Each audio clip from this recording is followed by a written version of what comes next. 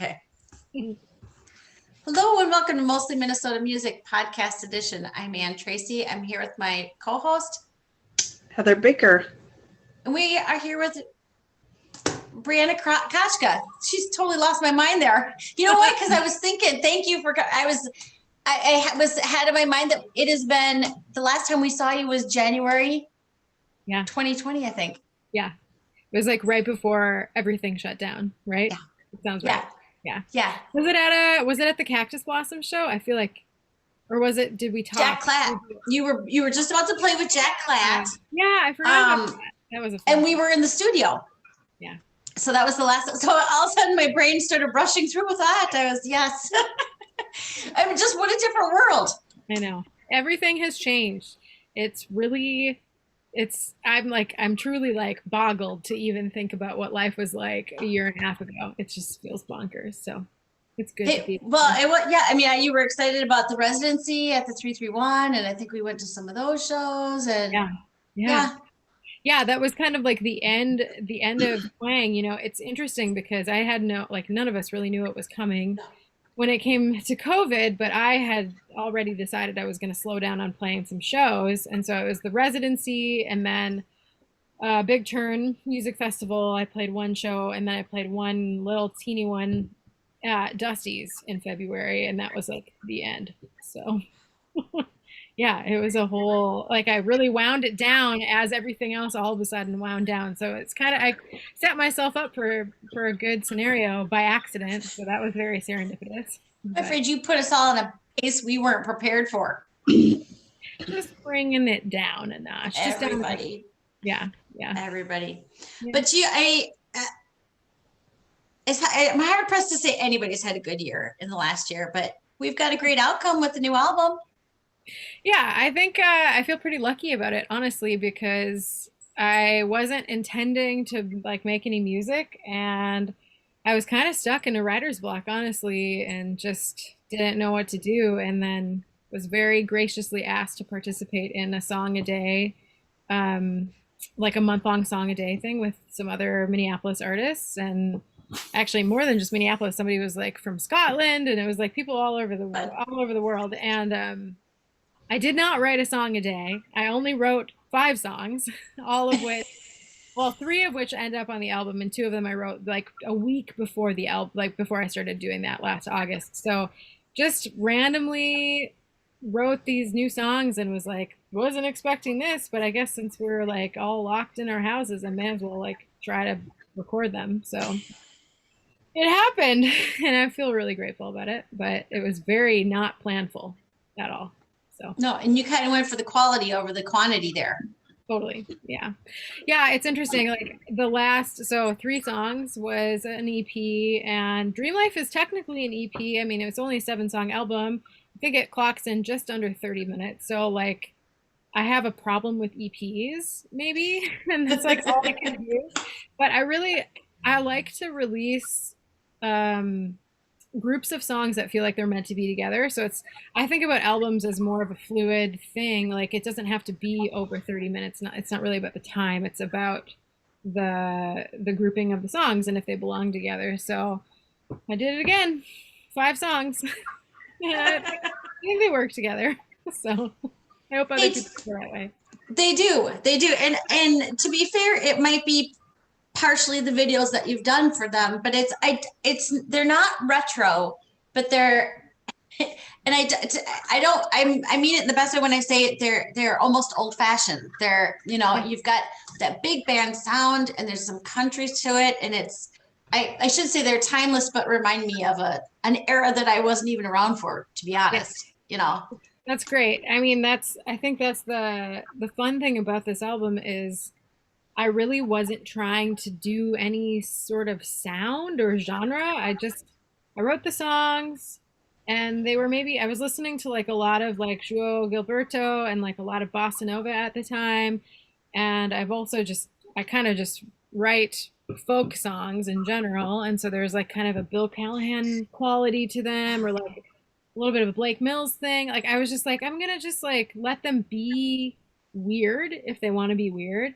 And it just kind of happened that way. And so they like they don't really fit into a time. They do, I think they do actually feel kind of timeless, which I'm realizing I may be tooting my own horn about it, but it's just they turned out so different than I really thought they were going to. So I'm very excited about it. So yeah. I was going to say your one song, when Ann said it sounds old timey, I feel like it's like people are dancing around and it's fancy, and you're kind of, you say something like, what would it be like to kiss you? And then it's like, all this stuff. And it's like fireworks. It sounds like, or it seems like a movie within the song. Yeah. I don't know. Yeah. You have to explain that explosion of music to me, because it is sort of like a crazy thing, but it's so textured and cool, and then it goes back to the just slowness of the people in my head dancing around. So yeah, so that was the first song that I wrote just before I had done that like writers essentially like a song a day thing that I did in August of last year. And that song I wrote right around the beginning of quarantine, like actual lockdown. And I'm really reluctant to say that this is like an album about the pandemic or quarantine, because I think it's encompasses a lot more than just that. But this one song in particular, which you're talking about, all the questions I have right now, is meant to be that kind of like weird juxtaposition between the serenity of like how things are going, and then all of this, and I'm in the song I'm just literally asking all of these random questions about like what the heck is going on in the world. And that like cacophony of instruments in the middle of it is, to me, felt like it was meant to represent this like craziness that we're all like, we're asking all these questions, and then it just like felt like, what are we doing in the world and what's happening out there and how do we even answer these questions? So it was kind of meant to feel chaotic, because that's just how I was feeling in my own brain. And I was like, I need to like make this a thing sonically. And then it kind of like goes right back into that like waltzy dancey thing at the end. And yeah, it's hard to really even put words to it. It just, I don't know, it just felt like a really chaotic moment, and I needed to like honor that chaos by asking all those questions in a song and then like making them a reality through the sounds as well. And I remember when we were tracking, like before we even started tracking, Justin, who is the engineer, I explained that to him. I was like, this is what kind of the instruments that I want and what I want to do. And he was just like, I don't know what is in your brain. Like, what are you thinking of doing? But I was just like, I just want it to sound like an explosion of sound. And I think we did it. It sounds musical, but it's very like you said, kind of like fireworks going off. And I think it turned out pretty cool. I'm happy with it. So yeah, it's like a jazz explosion. I don't know. It's all these things, but I do love the fact that you're saying it's about quarantine, but you didn't want to have it. But that is so representative without it, being all about it. So that's a really cool way. I love it. I love it. Love it. Yeah. Yeah. It was just this moment of like everything was locking down, and I was at that time living alone because my sister had like randomly moved to another state to be with her partner. And so I was just like, what is happening? It just felt like everything was very isolated. And I just was like, I don't even know. I don't even know what's going on in the world. So it just came out in a song. And I really wanted to honor that feeling of chaos in the midst of like the mundane kind of like to and fro of time.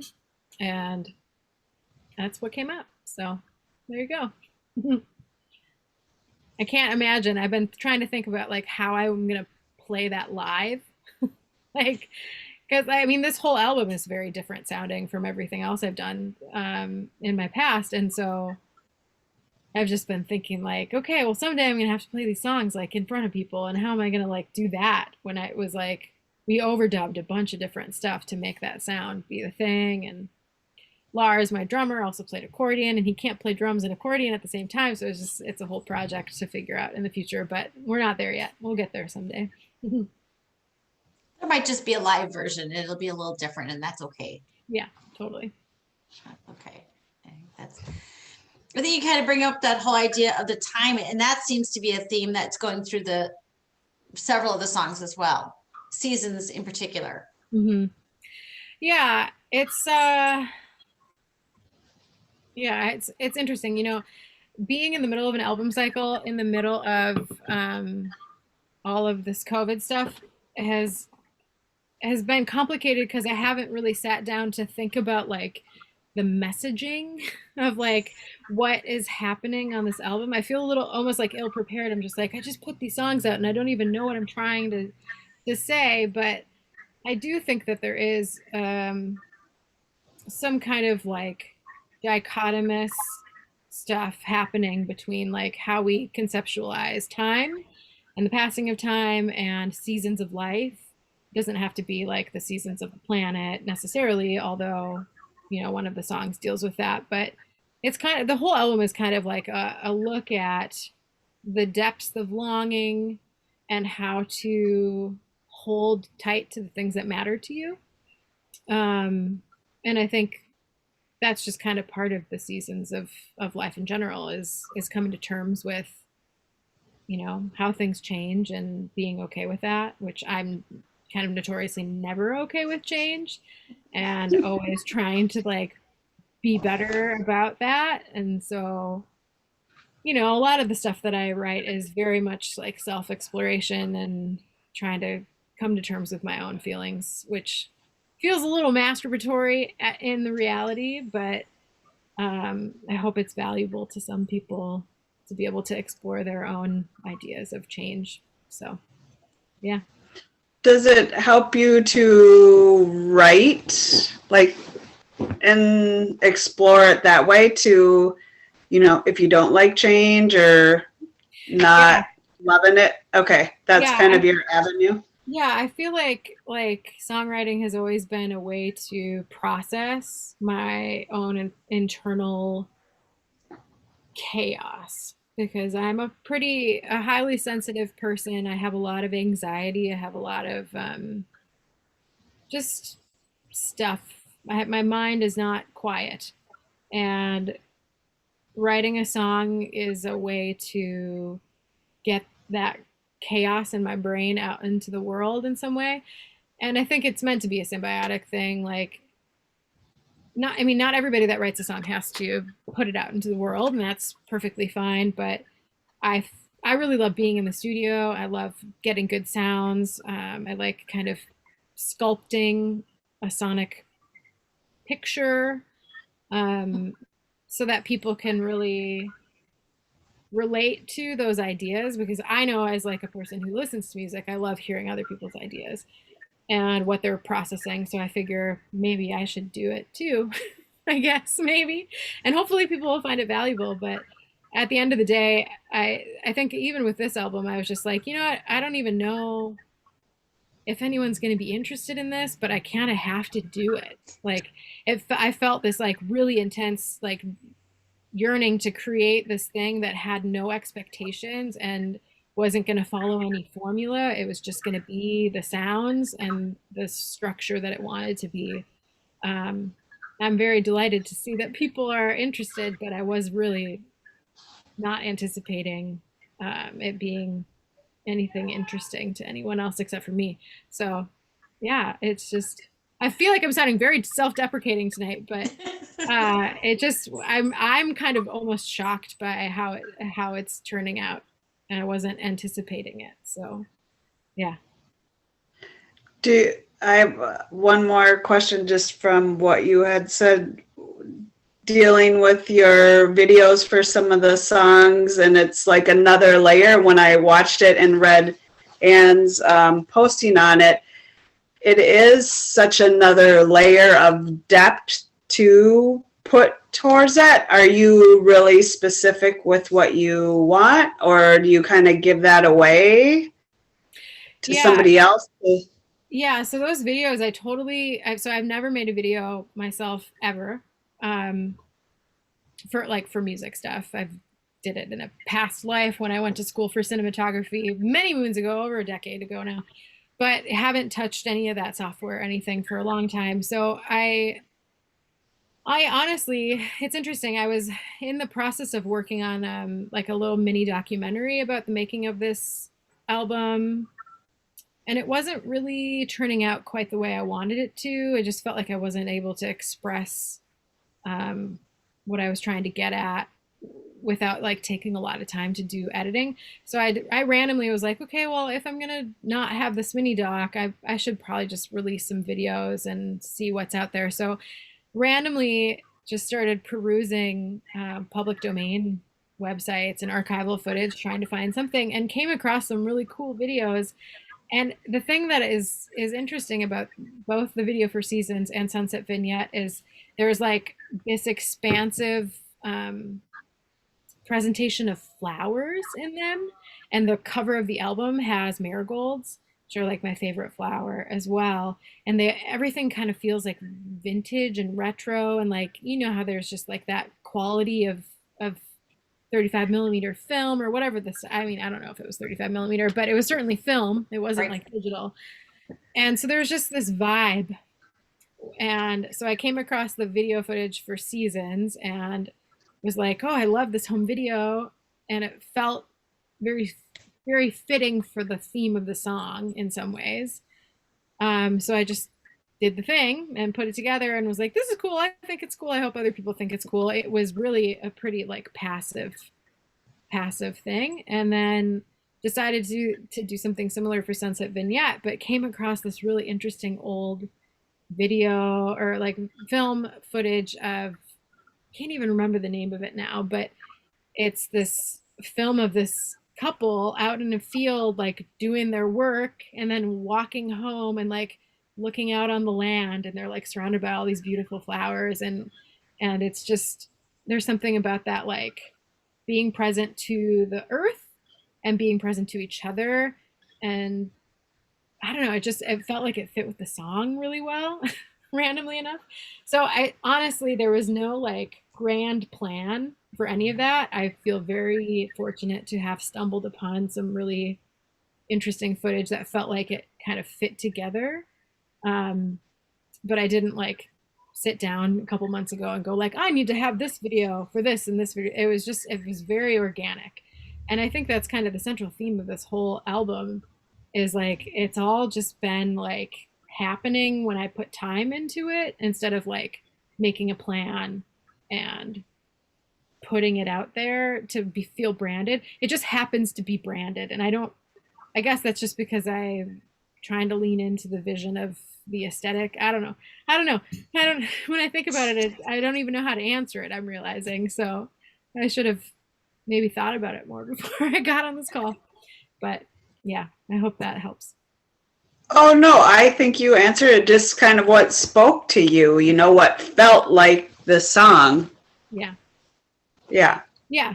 Yeah. It's just, I've really been trying to not overthink it. I think in the past, I've had a tendency to try to perform, and try and make my art be relevant for like gatekeepers and tastemakers. And since COVID, I've just been like, well, I don't really care. Like, I'm not like trying to book a big room.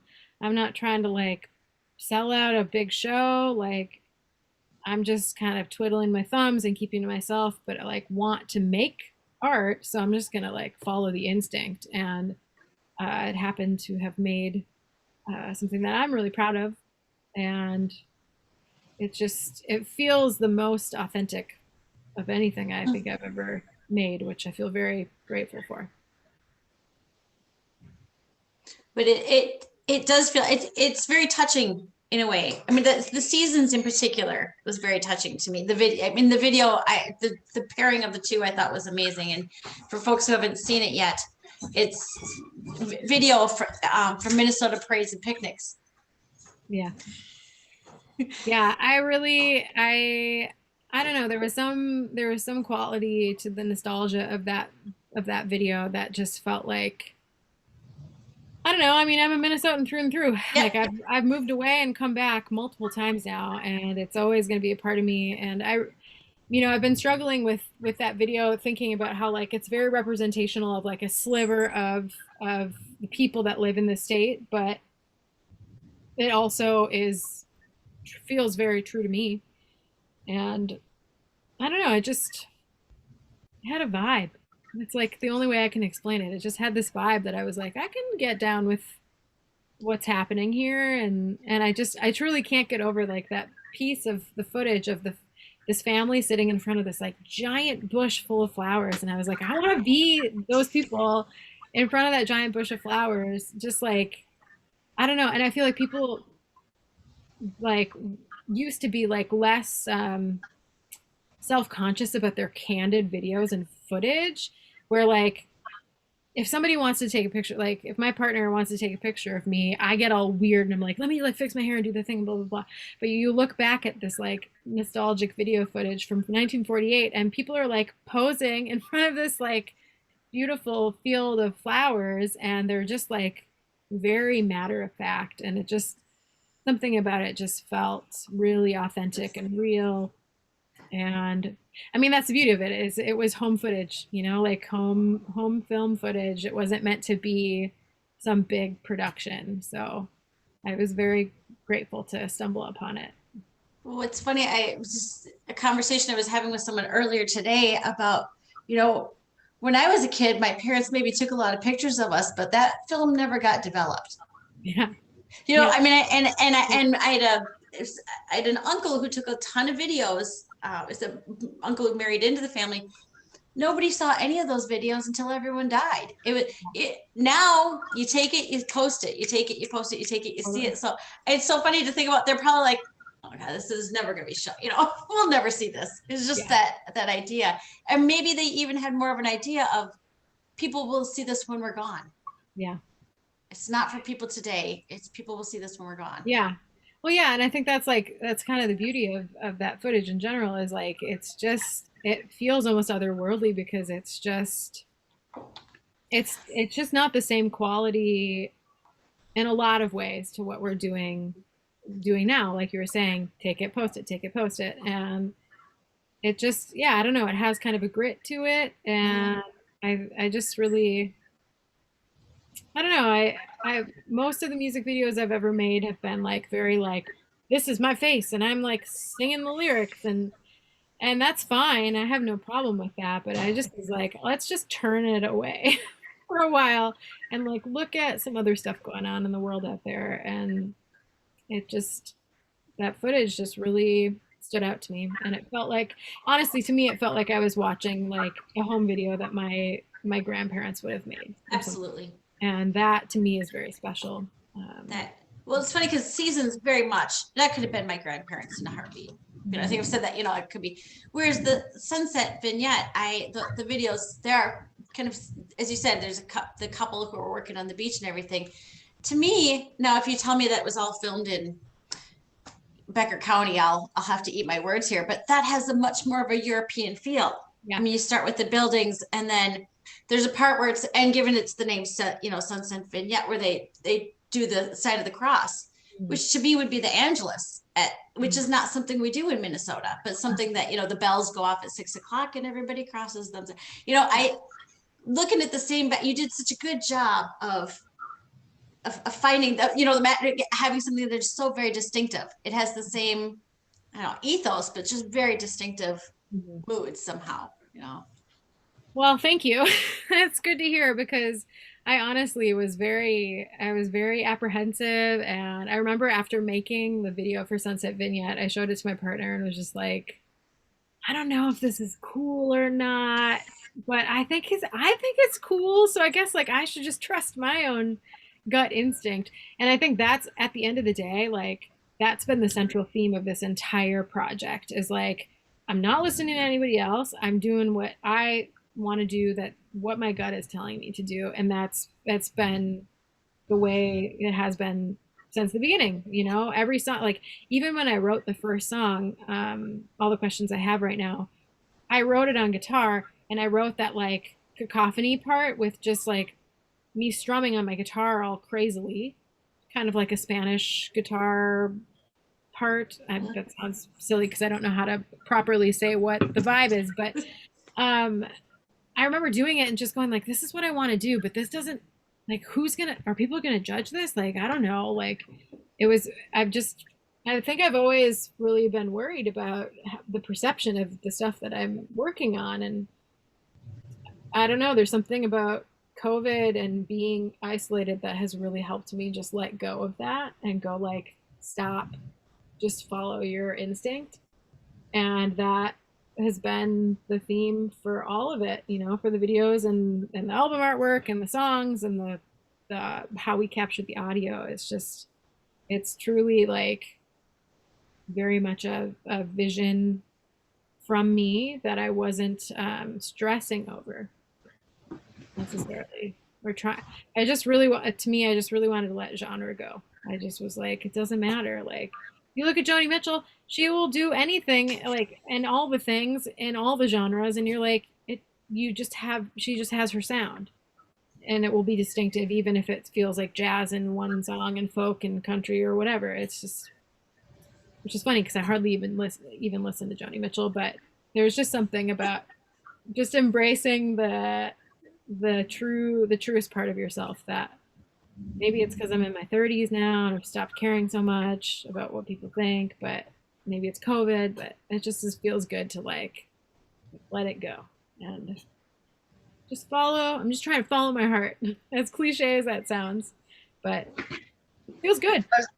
I was going to say you got to bottle up whatever this is, because I do love the fact that it is, listening to it, I was like, this is different than what I have heard from you. I love the stuff before. I love the stuff now. I was just like, I wanted to know, like, she's branching out. What is she doing? And it's so cool to hear you say, I'm just doing what I want or doing what's cool. It's not, or what you think is cool at this moment or whatever. Yeah. Not trying to be a character or fit yourself into, just like, accept me. This is, I like this, I like that, Yeah, it's interesting. Like when I think about like some classic, okay, I'm gonna make a very ridiculous and lofty statement here, but when I think about some of my favorite artists, you look at people like Picasso, and I'm not at all trying to compare myself to Picasso, but I apparently am going to use this as an example. Some of the greatest artists really focused on studying the classics for years and years and years before they like branched out into their abstract expressionism or whatever it was. And it feels like those artists almost needed that foundation to be able to branch out. And I think the past 10 years of my musical experience has been me kind of like fitting into genre and learning about like how to write in this genre. I mean, I've done indie rock, I've done trip hop, I've done country, I've done Americana, like the list feels kind of endless and all over the place.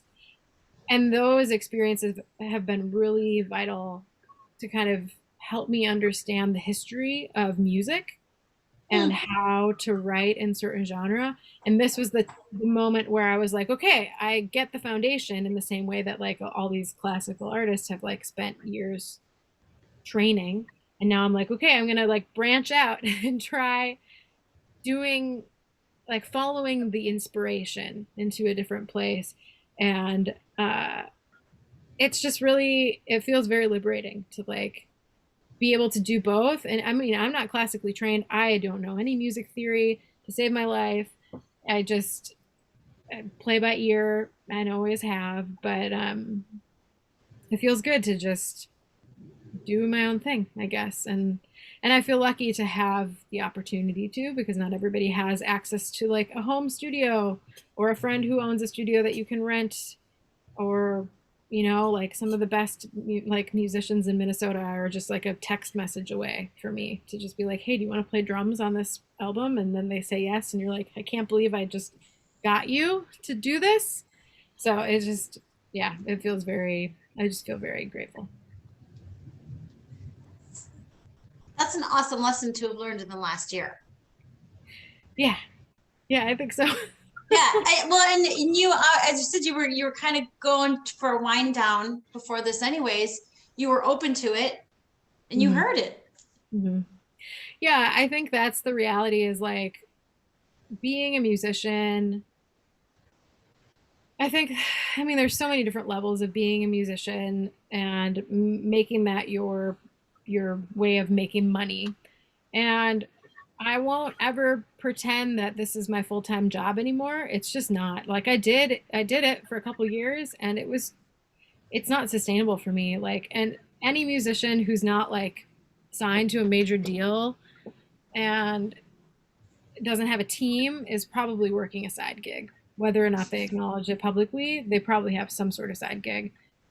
I happen to be in a situation where I have a day job that I love and I feel very grateful. And so it's interesting because I see a functional medicine doctor for, I have a bunch of health stuff, which is part of why I can't do music full time because I have to like be able to have health insurance Insurance. to like manage my health stuff. Yeah. But she, you know, and like bless her, she doesn't probably understand, but she called my music a hobby, and I found that very offensive because I'm like, no, like this is my vocation. This is the thing that I care about more than anything else. It just happens that I'm not making a bunch of money off of it. But the beauty of that is that I am not subject to a label asking me to do a certain thing. I'm not subject to like losing like the rights to my masters. I'm not subject to having to fit into a certain box. Like I have full artistic freedom. So to be able to put a record like this out after doing a very straightforward country album and then a, you know, essentially a folk Americana album before that, it, not everybody would have the opportunity to do that. And that's kind of the blessing of not being a musician 100% of the time. But in a perfect world, I'd be able to. But, you know, we live in a capitalist society, and I'm not going to try and capitalize too much off of my art because it feels like it will just take away from the freedom. And I really like the freedom. And that became very obvious this past year of like, okay, I'm just going to try a bunch of different weird stuff and see how it sits. But I don't even care if other people don't like it because I like want to do it. And it's just, I feel very like not everybody is in that position. So I don't know. I'm just trying to like hold the gratitude for having that privilege. So I don't know. I There's a am big, like, oh, go ahead. I just because there's a big difference between music and the business of music. Yeah. Yeah. Yeah, and that's the thing is like I can do the business. I have done it. I will do it if I need to, and I mean that's I guess the beauty of my lifestyle is like I reserve the right to change my mind, and if I want to be a full-time musician again, I certainly will. And I'm not there right now. Maybe I will be again. I mean, it's clear making music is never going away. Like I will always do this. I will always put albums out, and I need to have a gig that pays me enough that I can afford to make the albums that I want to make, which typically require like expensive gear at this point for me.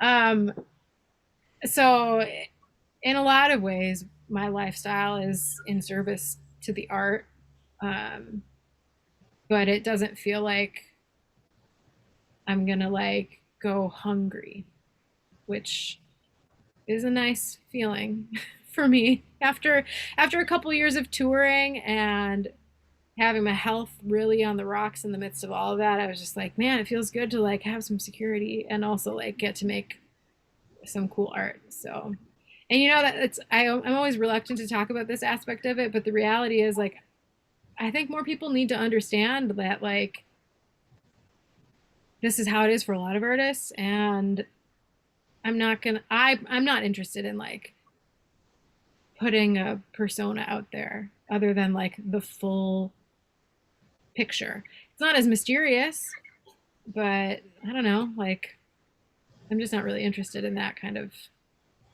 being fake about it, I guess.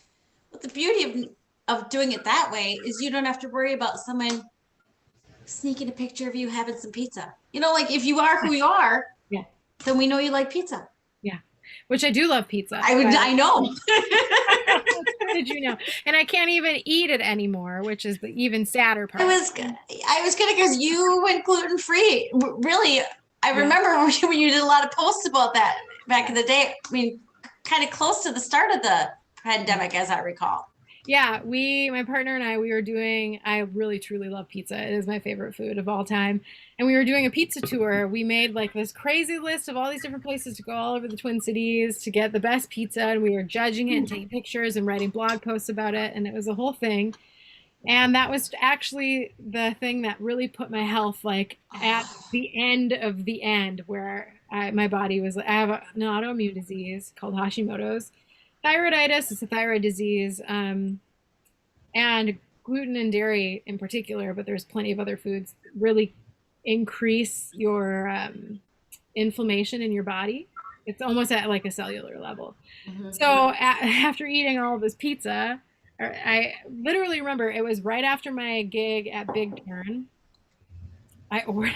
We ordered the last pizza that I had before going totally gluten-free. And of course, it was a disgusting pizza from Domino's that we ordered to the hotel room after playing this gig at midnight, after having a couple beers. And after I did that, my body was like, you cannot do this anymore. No more gluten. And that was like the beginning of the change. And so now I've been gluten-free for over a year. And it's great. And that's like the one little piece of it. You know, there's all sorts of, I could talk about my health stuff all day. I don't want to bore anybody, but it's a real part, you know, like, and I try like with my social media and stuff, I totally respect artists who are very strict about like, this is my art thing. And I'm just talking about my art. I'm just not that way. I've never been that way. I'm just like, I'm a whole person. I make art and I work a day job and I have health issues and I'm going to tell you about all of them. And if you don't want to hear about them, that's your prerogative. You don't have to be here. And I don't know. I'm just trying to be a real person in the world. But I think the right person will find that. It's so funny because my sister in Chicago just picked up gluten-free pizza for her husband, who is, I'll have to get the name for you, but it's, especially with gluten stuff, it's, because someone will hear your story and that will be their story and you will save them. Yeah. You know, so. Yeah. Well, that's the thing is like, I have been thoroughly inspired by other people being honest and real, whether it's on social media or just in interactions in real life. And I don't know, I'm like, we're all human people just trying to like make it through the day. So we should all just be a little bit more empathetic and be a little more honest and like try to listen to each other better. And we will be better people because of that. So my perception is like, I'm just gonna like be honest. And if people don't want it, that's fine. I'm like truly not offended.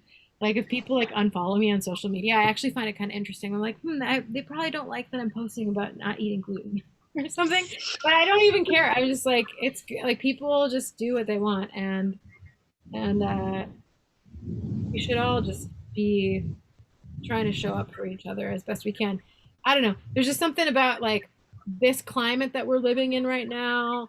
Everything's very polarized, and I'm just very much like, I'm trying to just be a better listener and just be true to my own perceptions of the world.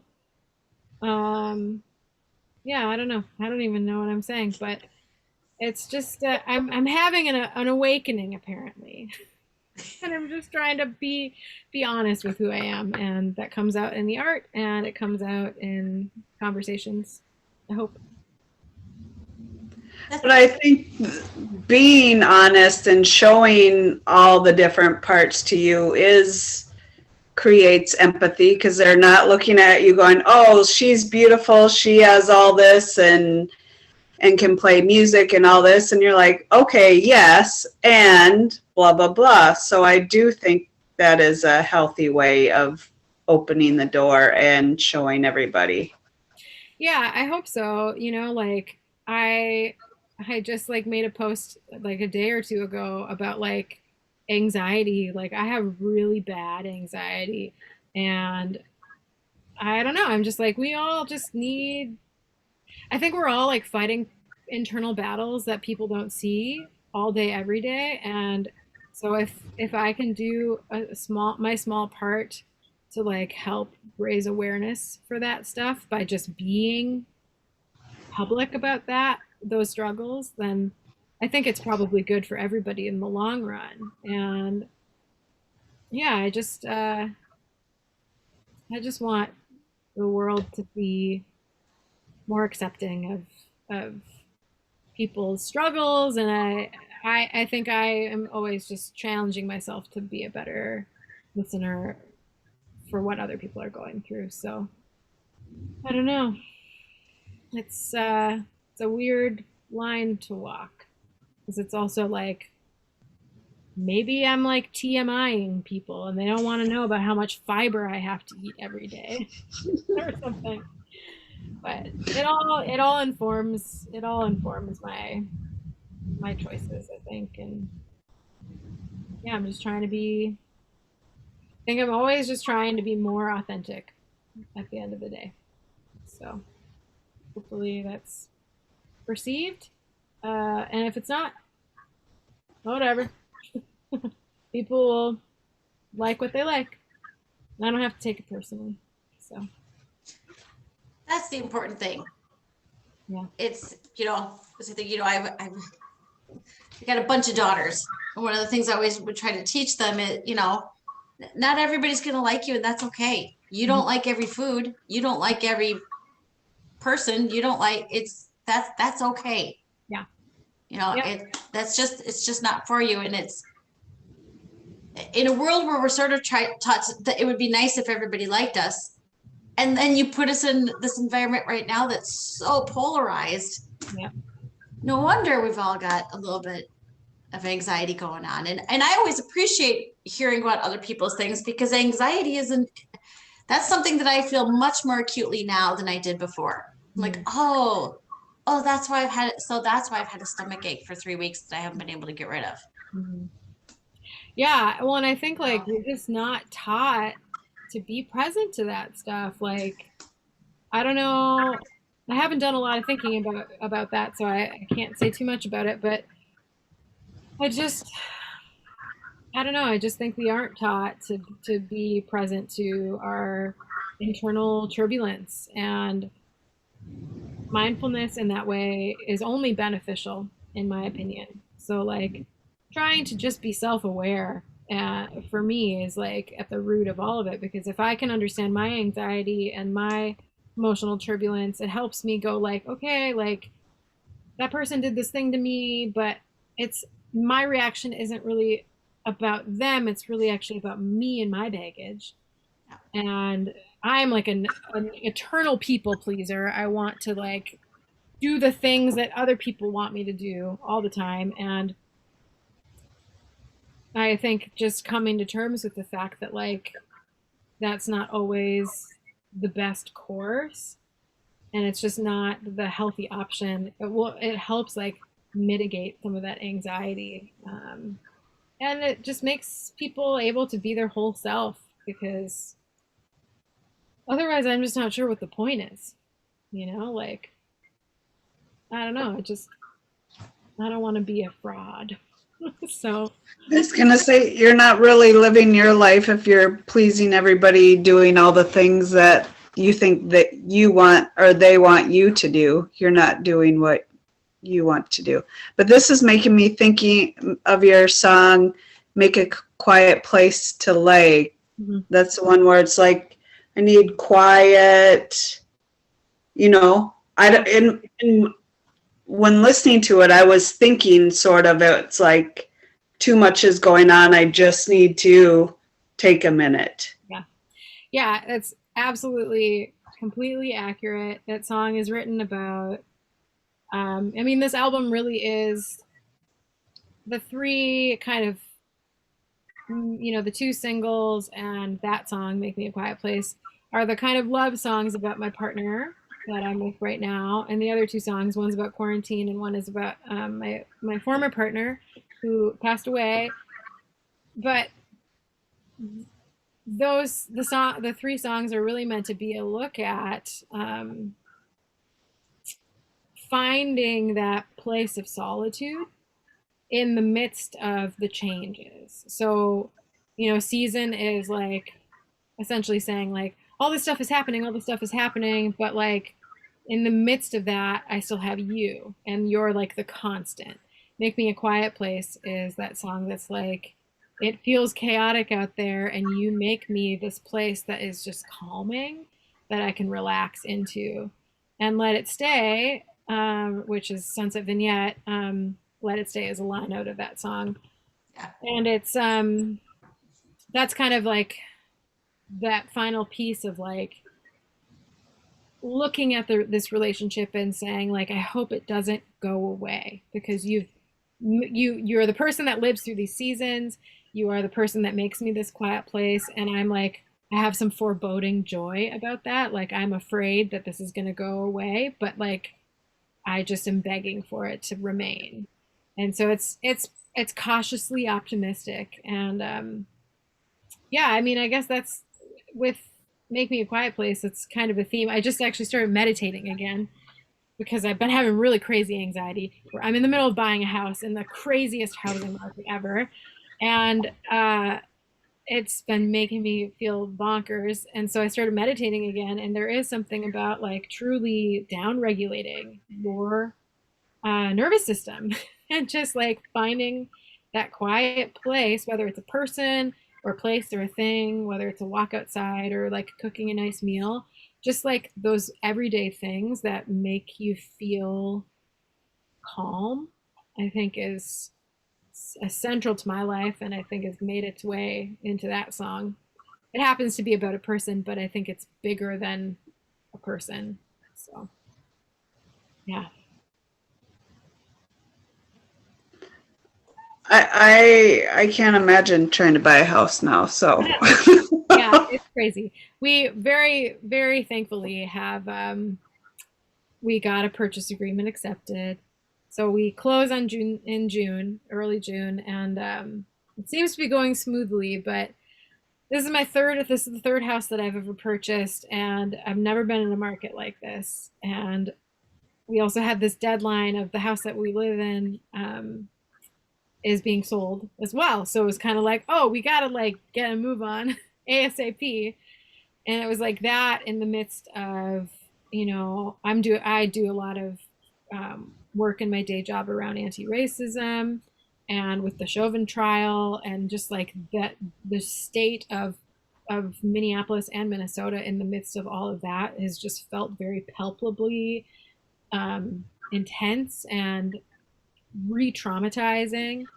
And so it's just like thing after thing after thing, like a house and then the Chauvin trial and this record. And it's just like, I just need to like go to the woods for like 2 years and then I'll come back, which isn't happening, but I'm going to Columbia Heights. So that's the next closest thing.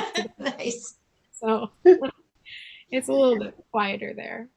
My neighborhood here in Minneapolis is pretty loud. I think that's the other thing with COVID is like, I have a very low tolerance for riffraff now. Like the noises in the neighborhood, going out and being in public. I'm just like, I think it's going to take all of us a long time to rebuild that muscle, after a year of kind of like not doing anything, more or less, for most people, unless you're working, in an essential position. It's just been very isolating. So it's going to take some time to get used to being out in the world again. But I am looking forward to it. I was going to say, yeah, it feels overstimulating, people face it. Like, I don't even make eye contact with people barely because I'm like, why? I can't interact really. But okay, wait, no, I can't ask that because I was going to say, last time you came, you were talking about you love little kooky stops or, you know, photo ops of different places. And I think you did a road trip somewhere. So I was going to say, was there any opportunity for things like that? But I know that's sort of a hard question since everything's kind of off, but doesn't mean you didn't come across some cool natural state of something. Yeah, so we really actually, over the past year, made a point to take a trip once a month in the midst of COVID because I just can't be in my house constantly. It makes me feel crazy. It's a teeny tiny 2 bedroom, 1 bathroom, 700 square feet, little peanut of a house. So we did a lot of road trips. Um, so I'm trying to think of anything interesting that we came across. I mean, the most memorable road trip is my partner and I went to Texas and lived in Texas for a month. And we were down there in the midst of the whole Texas power outage. Wow. It was bonkers. We were in Port Aransas, which is on the Gulf Coast, and it got down to 18 degrees. We didn't have power for a full week. We didn't have clean water, nothing. The whole thing was just a total, it was chaos. And we kept going like, would we have preferred to be in Minnesota when it was like -30 right now with power, or is it better to be in Texas? And I think we both decided it was better to be in Texas, even though it was very stressful. Um, but so we did that, and that was a whole project. You know, super long drive, like 20 some odd hours to get there with a dog, huge 100 pound husky in a teeny tiny car. So that was a big trip, and it was nice to be in the ocean. I really love the ocean. I've lived on and off of uh, the East Coast frequently in the past over a decade now. So it's always good to go back to the ocean. I actually was so stressed when we were down there that the kooky thing that I did was I screamed into the ocean. I ran down to the beach and screamed in the ocean like a weirdo. It felt very primal and useful for my own mental health. But aside from that, it was mostly just trips around the Midwest.